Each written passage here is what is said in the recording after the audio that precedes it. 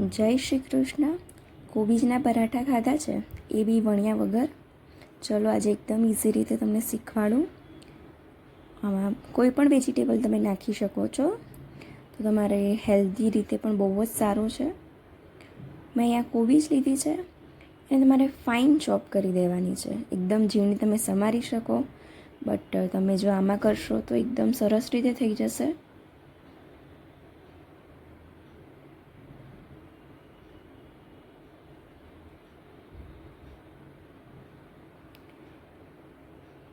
તમે મિક્સરમાં પણ કરી શકો છો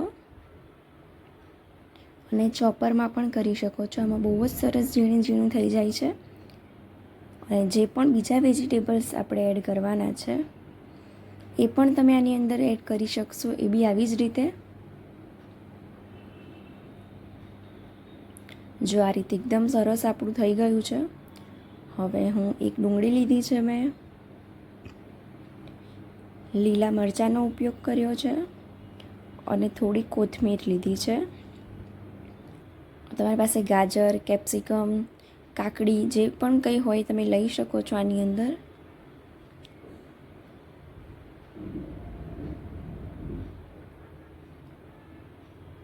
આપણે એક પ્લેટમાં કાઢી દઈશું અને સ્વાદ પ્રમાણે પહેલાં મીઠું નાખી દઈશું.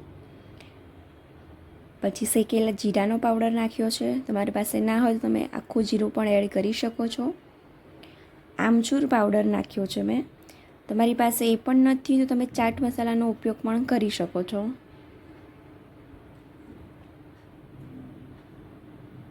યા તો તમે લીંબુ પણ એડ કરી શકો છો, લીંબુનો રસ પણ. આદું અને લસણની પેસ્ટ એડ કરી છે મેં.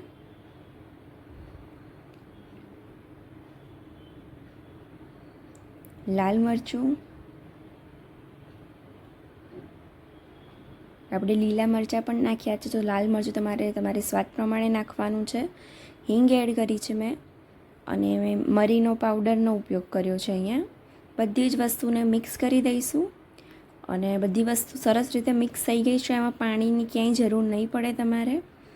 એક બાઇન્ડિંગ આપવાનું છે આપણે, તો બાઇન્ડિંગ માટે ચણાનો લોટનો ઉપયોગ કર્યો છે અને એની જ સાથે મેં ચોખાનો લોટ લીધો છે. તમારી પાસે આરાનો લોટ હોય તો એ પણ યુઝ કરી શકો છો, સોજી પણ યુઝ કરી શકો છો અને મારી જેમ તમે ચોખાનો લોટ પણ યુઝ કરી શકો છો. આ રીતનું બાઇન્ડિંગ આવવું જોઈએ તો તમે તવી ઉપર સારી રીતે પાથરી શકો. એના માટે એકદમ ગરમ નથી કરવાની, ગરમ કરશું તો એ ચોંટશે અને પથરાશે નહીં. તો નોર્મલ જ રાખવાની છે અને આ રીતે આપણે હાથથી એને શેપ આપી દેવાનો છે.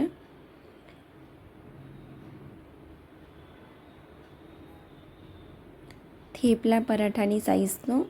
અને તમારે આની નાની નાની ટિક્કી પણ બનાવવી હોય તો એ પણ તમે બનાવી શકો છો.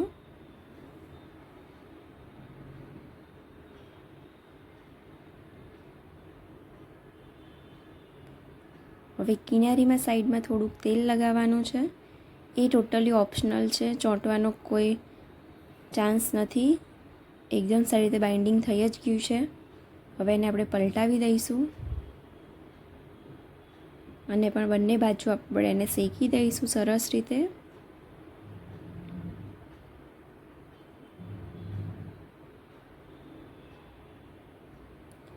હવે આપણે બીજું પણ કરી લઈશું.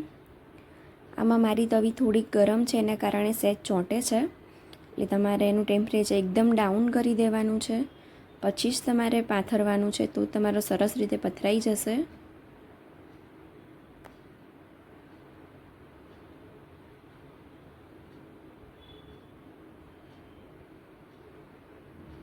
અને આને પણ આપણે બંને સાઈડથી સરસ રીતે ફેરવી દઈશું અને એકદમ ગોલ્ડન કલર આવે, ગોલ્ડન બ્રાઉન, ત્યાં સુધી આપણે થવા દઈશું. તમારે વધારે ક્રિસ્પી જોઈતા હોય તમારે થોડી વાર વધારે થવા દેવાના છે. ખાવામાં તો એકદમ સોફ્ટ જ લાગે છે.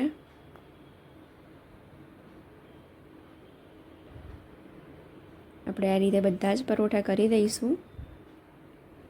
મેં તમને જે માપ બતાવ્યું છે, જે પ્રમાણે આપણે બધું લીધું હતું, તો આમાં એટલીસ્ટ 4 પરોઠા થઈ શકે છે. તમારે વધારે બનાવવાના હોય કે કેવી રીતનું બનાવવાનું છે એ પ્રમાણે તમારે એડજસ્ટ કરી દેવાનું છે. આ રીતે આપણે કરી દઈશું.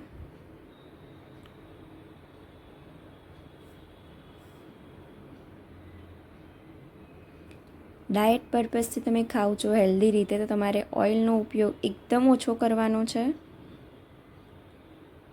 મેં જો કે આની અંદર વધારે ઓઇલનો ઉપયોગ નથી કર્યો, થોડોક જ નાખ્યું છે.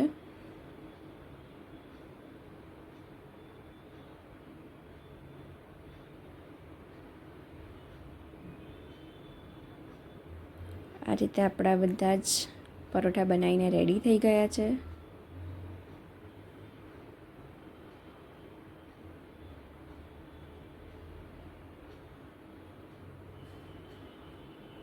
Thank you for watching.